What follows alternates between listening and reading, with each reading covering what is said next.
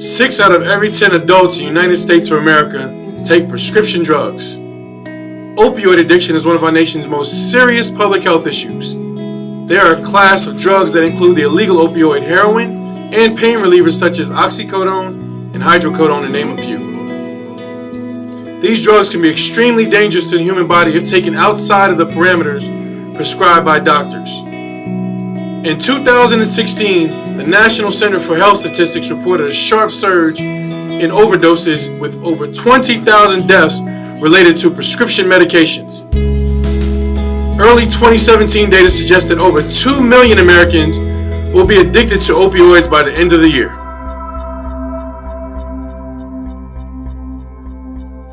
Everybody, my name is Taylor Theory, and my group members and I are going to be discussing how CVS will be limiting their opioid prescriptions to a 7-day limit. This means that patients that come into the pharmacy with a prescription for 30 days worth will only be getting 7 days at one time. So a patient will have to go into the pharmacy about 4 times within the month just to fill their month's worth of pills. This can be very annoying and inconvenient to some patients because they have to constantly go into the pharmacy. But this change is going to be helpful because it's going to reduce the number of people that can become addicted to opioids. You know, today you can get your prescription filled and you can get your 30 days or 60 days worth now right in your hand. And for some people that's too much of a drug at one time. They don't know what to do with it and they abuse it. So this is going to help reduce that number of people becoming addicted and abusing the drug. CVS is really putting more restrictions and limits down on doctors and patients. Also, the pharmacist will have a lot to do with this as well. When a patient is coming in for the first time with a prescription with an opioid drug, the pharmacist will go ahead and counsel the patient on how to take the medication properly. Hi, my name is Carissa Brown, and I want to talk to you about the opioid crisis and how the CVS CEO, Larry Mello, is taking a positive initiative in trying to decrease the American opiate abuse. He is wanting to decrease the amount of opiate prescriptions to a 7-day supply versus having between 13 to 60 pills per prescription bottle. He believes that taking this positive initiative alongside being a leader with asking doctors, pharmacists, pharmacies, and others to actually educate patients and students about the dangers of opiate abuse and how it can harm their bodies.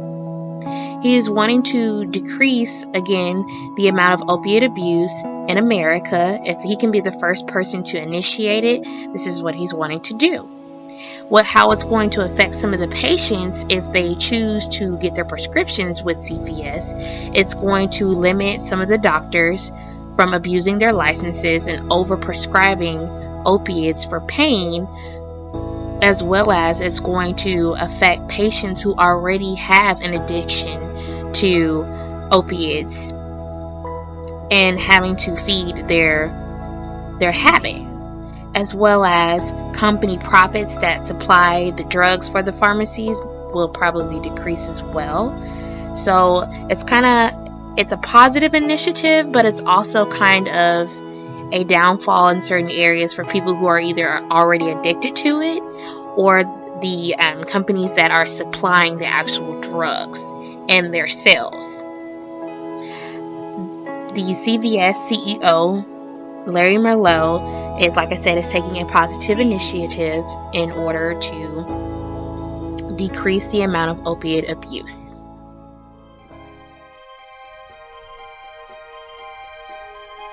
The opioid addiction epidemic has been blamed on large pharmaceutical companies because they spend so much revenue on marketing and advertising pain-relieving medications. This is now a billion-dollar industry on an annual basis. A majority of the pharmaceutical companies have responded with more and more and more medications aimed at treating the side effects of opioids as opposed to controlling the epidemic. Bottom line, they are not resolving the issue of addiction. But some industry leaders are not sitting back while addiction spreads throughout our country. Health insurance companies have even stepped into the fight surrounding opioid addiction. By flagging patients who are high risk, they contact their doctors to limit their supply of medications. And most recently this month, a veteran New York City litigator, Paul Hanley, has taken on opioid makers, citing they have a history of underplaying the addiction risk of their medications. The good news is the epidemic has been noticed by so many now. In my opinion, it will take a collective effort involving legal action, education, setting restrictions on the pharma industry, and using CVS as a model to set the industry standards for all drugstores throughout the country. It is equally as important to set standards for how often patients can get medications that have been closely monitored because of their potential addiction or abuse. CVS has over 9,000 pharmacies and 1,100 walk-in clinics. If in these shoes, I would propose a shift in all pharmacy chain prescription policies. This mandate would allow patients to go to any walk-in clinic in the country and pick up a script without the worry that currently exists. This would serve as a benefit to all high-risk patients by reducing the opportunity for misuse of potentially addictive medications. This would also allow individuals who are not addicted to pick up medications and manage their dosages with pharmacists that all have the same form of training to maintain safety standards regarding these medicines. The overall benefit of this proposal would ensure the safety of at-risk patients that need to be prescribed and regulate opioid prescription abuse. By setting standards on medications, this could be potentially harmful to both the pharmaceutical industry and doctors. The effects will be similar to that of the tobacco industry. It will not change complete policies surrounding the opioid makers, but it will help manage how medications are prescribed, how often patients get them, and how they are marketed as pain relievers. Many organizations and firms and corporations could face implications by not taking part in the battle against opioid addiction. But I think with an organization, a corporation as large as CVS, they would face possible financial implications, social implications, and ethical implications by not stepping up to fight this national crisis.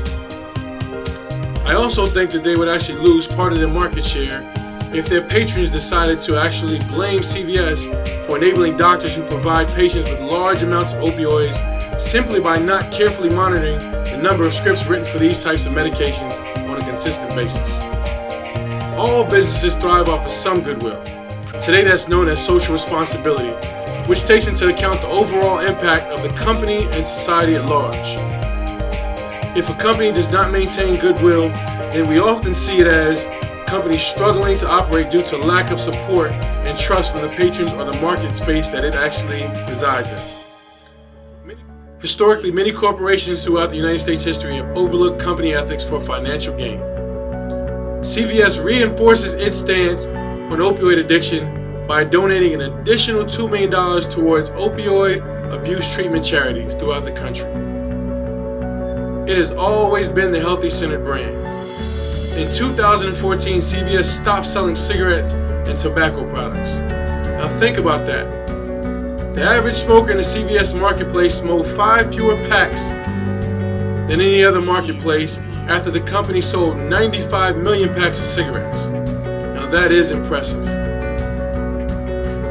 There will always be an industry leader. There will always be a trendsetter. CVS, like any other corporation, has to manage its brand, and that comes through consistency. The one thing that CVS definitely is clear on is they say yes. Access does affect consumption, and we do in fact have an epidemic on our hands in regards to opioid addiction throughout the United States.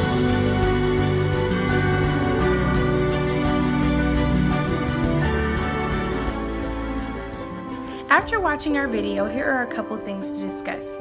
Why is CVS now choosing to go ahead and make a positive change towards the national opioid epidemic crisis versus an earlier time when it has always been an issue? Secondly, do you think that patients will give their business to other pharmacies? Or do you think that this initiative CVS is making will be enough and that they can keep their patients and business will stay the same?